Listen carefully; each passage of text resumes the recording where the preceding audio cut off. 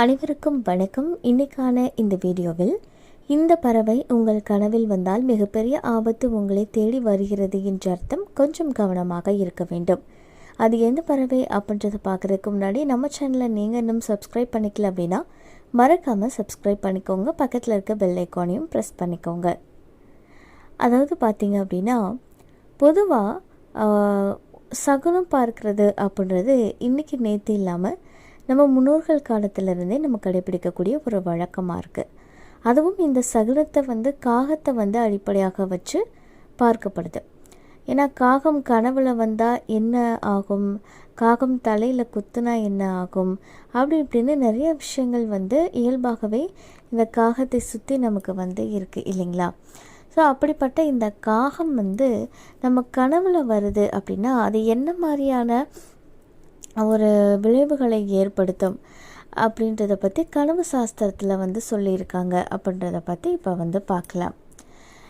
காலையிலையும் சரி நமக்கு நைட் டைம்லேயும் சரி தூக்கத்தில் கனவு வருவது அப்படின்றது ரொம்ப இயல்பான ஒரு விஷயம்தான். ஆனால் அந்த கனவில் வரக்கூடிய நம்ம பார்க்கக்கூடிய சில விஷயங்கள் நம்ம வாழ்க்கையில் நடக்கக்கூடிய பல நிகழ்வுகளை நமக்கு முன்கூட்டியே சொல்கிறதுக்காக வருவதாக சொல்லப்படுது. ஒரு கனவில் என்ன நடக்குது அப்படின்றத பற்றியான விவரங்கள் கனவு அறிவியல்லையும் துல்லியமாக சொல்லியிருப்பாங்க. அந்த வகையில் நம்மள பெரும்பாலானோர் காகத்தை ஒரு தடவையாவது கனவில் பார்த்துருப்போம். பொதுவாகவே பல பேருக்கு கனவில் காகங்கள் வருவது பயமாக இருக்கும்.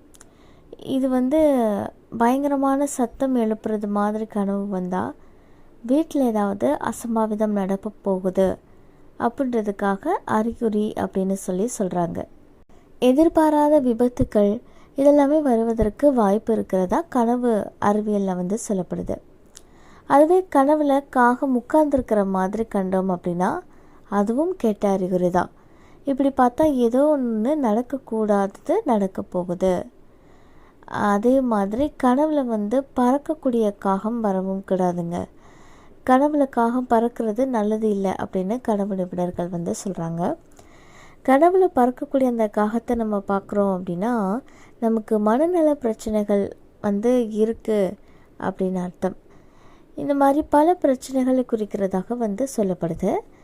நேரம், பணம் இது ரெண்டுமே உங்களுக்கு பயங்கரமாக வீணாகிறதுக்கான வாய்ப்பு இருக்குது அப்படின்னு நம்ம ஆள் மனசு நம்மளை எச்சரிக்கிறதுக்காக கூட இந்த காகத்தை பற்றிய கனவுகளை நமக்கு வர வைக்கலாம் அப்படின்னு சொல்கிறாங்க.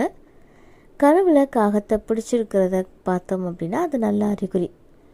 இப்படி கனவு வந்துச்சு அப்படின்னா குடும்பத்துடைய தேவைகள் பூர்த்தியாகும், வீட்டில் சாதகமான சூழல் நடக்கும் அப்படின்னு நம்பப்படுது.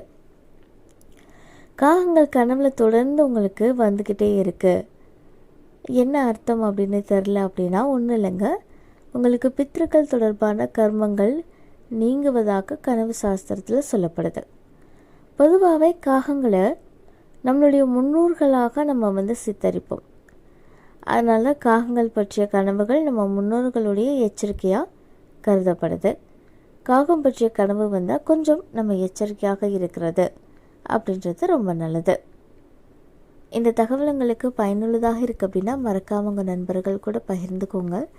மேலும் இது போன்ற ஆன்மீக தகவல்களுக்கு என்னுடைய சேனலை நீங்கள் சப்ஸ்கிரைப் பண்ணிவிட்டு பக்கத்தில் இருக்கக்கூடிய பெல் ஐக்கானையும் ப்ரெஸ் பண்ணிக்கோங்க. நன்றி.